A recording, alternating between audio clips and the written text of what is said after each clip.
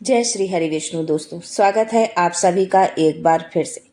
जगत के पालनहार भगवान विष्णु आप और आपके परिवार पर अपनी कृपा दृष्टि सदा सर्वदा बनाए रखें। दोस्तों, एकादशी का व्रत भगवान विष्णु को समर्पित होता है। मान्यता है कि इस दिन भगवान विष्णु की भक्ति भाव से पूजा अर्चना व व्रत करने से पापों से मुक्ति मिलती है और साधक सभी सुखों को भोग कर अंत में मोक्ष को प्राप्त करता है। सावन माह के शुक्ल पक्ष की एकादशी को सावन पुत्रदा एकादशी व्रत रखा जाता है। इस साल सावन पुत्रदा एकादशी व्रत 5 अगस्त मंगलवार को है। इस दिन सावन का आखिरी मंगला गौरी व्रत भी किया जाएगा। इस बार पुत्रदा एकादशी व्रत पर भद्रा का साया रहने वाला है। हिंदू धर्म में भद्रा को पूजन व मांगलिक कार्यों के लिए उत्तम नहीं माना गया है। जाने सावन पुत्रदा एकादशी पर कितने बजे से भद्रा प्रारंभ होगी और कब तक समाप्त होगी। व्रत पारण का मुहूर्त भी क्या है। दोस्तों, पंचांग के अनुसार 5 अगस्त को भद्रा सुबह 5:45 पर प्रारंभ होगी और दोपहर 1:22 पर समाप्त हो जाएगी। व्रत के पारण का समय एकादशी तिथि 4 अगस्त को सुबह 11:41 पर प्रारंभ होगी और 5 अगस्त को दोपहर 1:12 पर समाप्त होगी। सावन पुत्रदा एकादशी व्रत का पारण 6 अगस्त को किया जाएगा। व्रत के पारण का शुभ मुहूर्त 6 अगस्त को सुबह 5:45 से सुबह 8:26 तक रहेगा। सावन पुत्रदा एकादशी व्रत पारण के दिन सुबह ब्रह्म मुहूर्त में सुबह 4:20 से सुबह 5:03 तक रहेगा। हिंदू धर्म के ब्रह्म मुहूर्त को अत्यंत शुभ माना जाता है। ये सूर्योदय से पहले का समय होता है। ये इस समय देवी देवताओं की पूजा और धार्मिक कार्यों को करना बहुत ही शुभ माना गया है। दोस्तों, धार्मिक ग्रंथों के अनुसार ये व्रत विशेष रूप से उन दंपतियों के लिए महत्वपूर्ण है जो संतान प्राप्ति की कामना रखते हैं। हिंदू पंचांग के अनुसार सावन माह के शुक्ल पक्ष की एकादशी तिथि को पुत्रदा एकादशी मनाई जाएगी। इस बार 4 या 5 अगस्त को लेकर भक्तों में असमंजस है।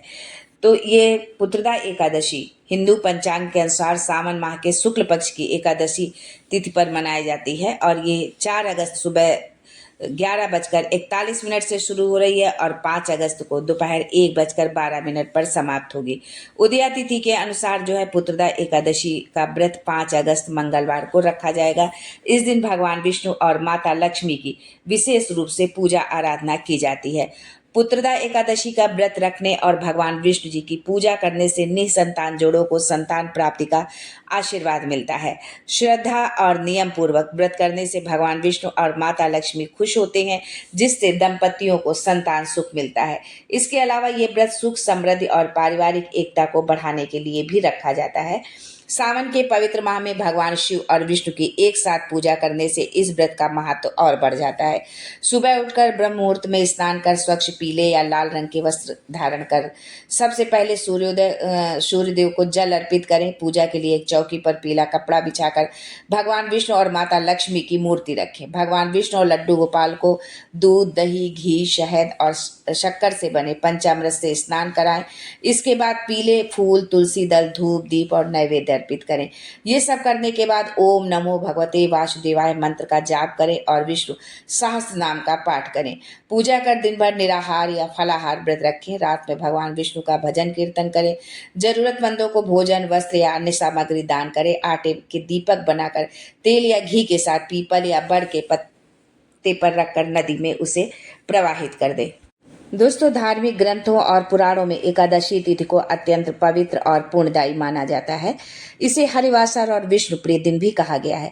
ऐसा माना जाता है कि एकादशी व्रत का पुण्य फल यज्ञ, दान और तीर्थ स्नान से भी कहीं अधिक फलदायी होता है।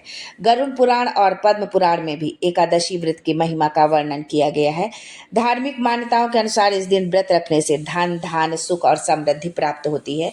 साथ ही व्यक्ति के सभी पाप नष्ट हो जाते हैं और उसे मोक्ष की प्राप्ति होती है। तो दोस्तों, ये थी पुत्रदा एकादशी से संबंधित कुछ विशेष जानकारी। यदि आपको ये वीडियो अच्छा लगे तो प्लीज़ हमारे चैनल को लाइक, शेयर, सब्सक्राइब जरूर करें। तो आज के लिए बस इतना ही। फिर मिलते हैं कुछ नया, कुछ अलग, कुछ अद्भुत लेकर। तब तक के लिए जय Shri Hari Vishnu and thanks for watching my video.